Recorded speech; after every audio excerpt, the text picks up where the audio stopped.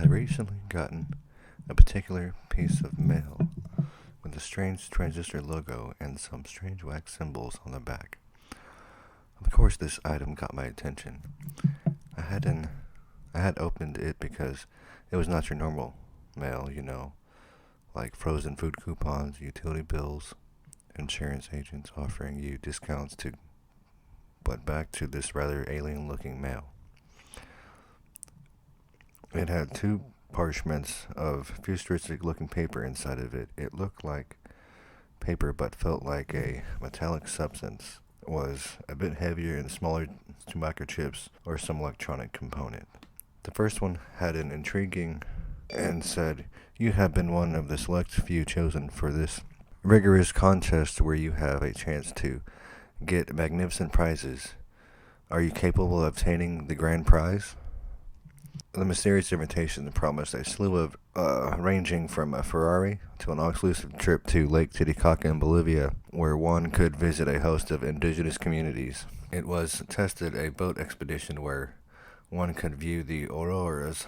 People witnessed the beautiful cluster of over 50 islands, where you can visit the locals and explore the unique place has to offer. I think I even saw an opportunity to go to Puerto Rico with its captivating nightlife and its women, culture, and dancing. It's offered the chance to win many prizes, but and asked to see if I was worthy. Then I glanced over at the second parchment and noticed a puzzle. The luminescent piece of mail wanted me to solve a puzzle on the paper to find the next clue test. That's when I put it down and I thought, I don't have time for this right now, and put it away. I had just gotten back from work and was tired. I didn't feel like solving puzzles right then there, so I can imagine what I did. I tossed most of the mail, saved this for later, put it on the wildly popular cartoon show called Dick and Shorties before dozing off. It was now about 2 weeks later, and I was thinking about that compelling piece of mail while at work. I was bored out of my mind again and was thinking about, God knows my work was far from interesting. What did I do at work?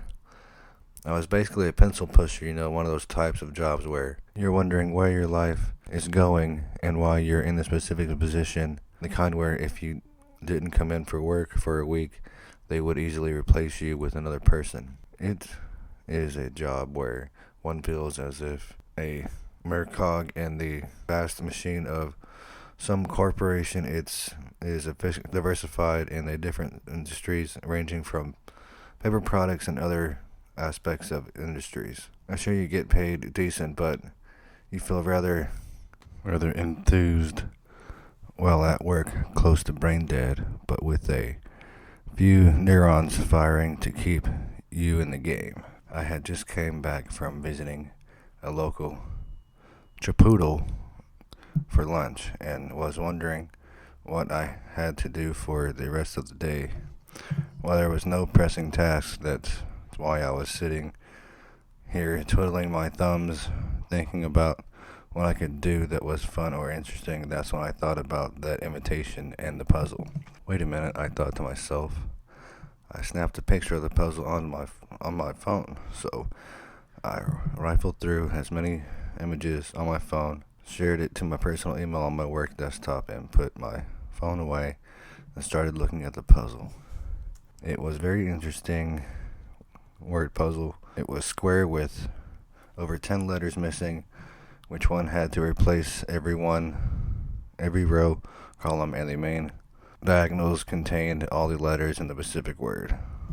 If solved, I could move on to the next stage. It was far from easy, and I'm sure I spent over 12 work hours on it while pretending to be busy at work. It took over several days of hard thinking, testing, puzzle solving to get the answer. But I finally did it. When I did, I was taken back. It was a location, date, and time. The location was 3 states over. Dang it. Why, I thought to myself. Thankfully, the date was the 15th of November, and the time was set at 1:30 p.m. that was just a week away. Whoa, things were getting really exciting, but I remember that I was a working man and I had to get permission from my boss at times. Could be a real jag-off, a real boss hole. Surprisingly, he gives me a few days off. That gives me time to plan my trip for the road whenever it's going to be a grueling trip as it starts over. Hoping it's worth it, plus the challenge is kind of fun. I'm wondering what's next on this intriguing journey. I'm packing, tossing my luggage into the car, and make sure to take the invitation with me to make sure I didn't miss any details. As I'm traveling through the States, I can't help but notice the beautiful scenery and wonder why I haven't gone on road trips in years. The first day goes off without any issues, and I sleep in my car. I don't want to run through too much meaningless fun. The second day on the road brings a surprise. I find out that a gray pickup keeps riding my car tail. I'm wondering why, and if it is only in my imagination. I'm driving and it seems to be right behind me. If I speed up or slow down, most people would just have sped on by. What is this, I wonder? Maybe I can test if the pickup is following me by pulling over at the next gas station, whenever or wherever that is at. About 15 minutes or so, I take a left in the gas station. He does as well, so I go pump gas, and he pulls right up next to me and starts filling as well. I say to the guy, "What the heck have you been pursuing me?" He says, "Well, I just wanted to make sure our contestants make it there in one piece." I say, "Well, thank you for your concern, but I think I can manage to make it there on my own. Thank you very much." He says, "Okay, but here's a few secrets as to how to play their game. Would you like to know?" I say, "Well, thanks, but I will not be paying for the info. That might be credible or not, but I will take my chances with what rules they already have set for me. I will play by their rules and see how this thing all turns out." He says, "All right, I assure you, but there's only one real way to win the big grand prize, and that's have to." As he was explaining, a big 18-wheeler comes rushing past and was unable to hear him. That's how I was unable to complete the final task to win the prize. Anyways, best of luck to you, and he wanders off. I want to stop him and ask him to repeat what he said about the whole thing. Seems to be strange.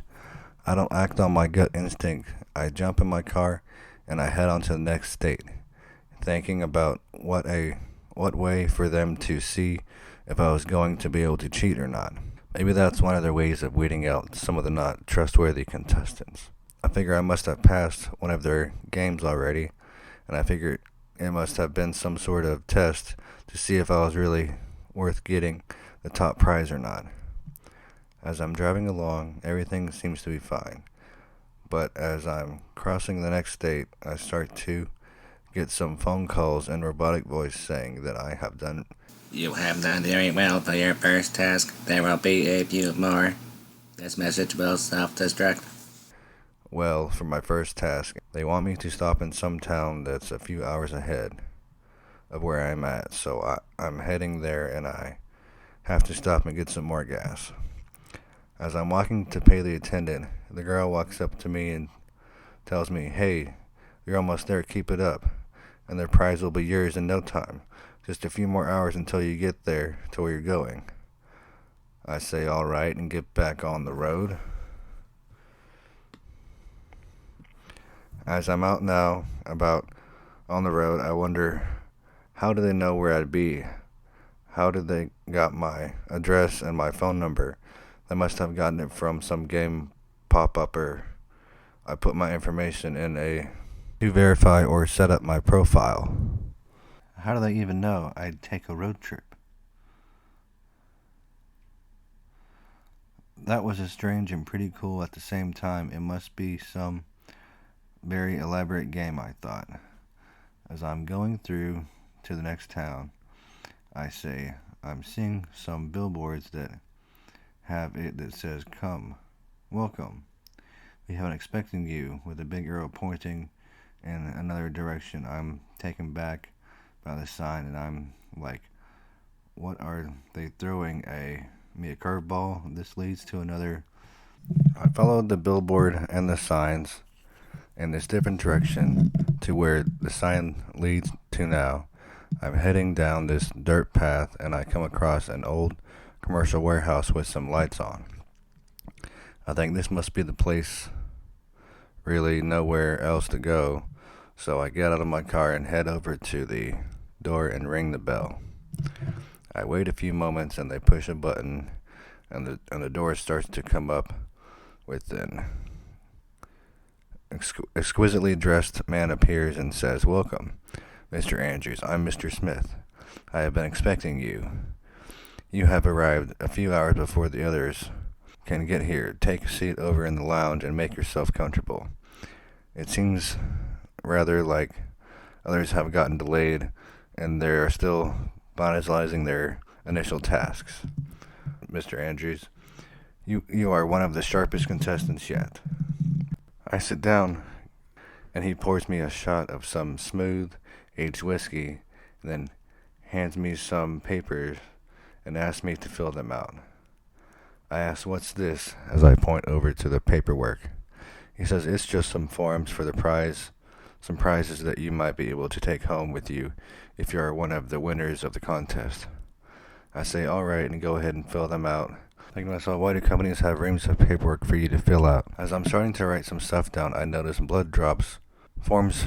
I'm wondering if that's me or if it was already there. It's blood dripping from my nose. I said, "Dang it. I guess it's the dry air causing my nose to bleed." Mr. Smith hands me a rag and he says, "Here, this might help." As I go ahead and put the rag up to my nose, I pass out and wake up strapped to some sort of medieval torture device where my arms and legs are strapped down, and then a man starts to turn the wheel and my arms and legs begin to stretch. The man says, "We really know how to stretch the competition, don't we?" Be sure to comment, like, and subscribe.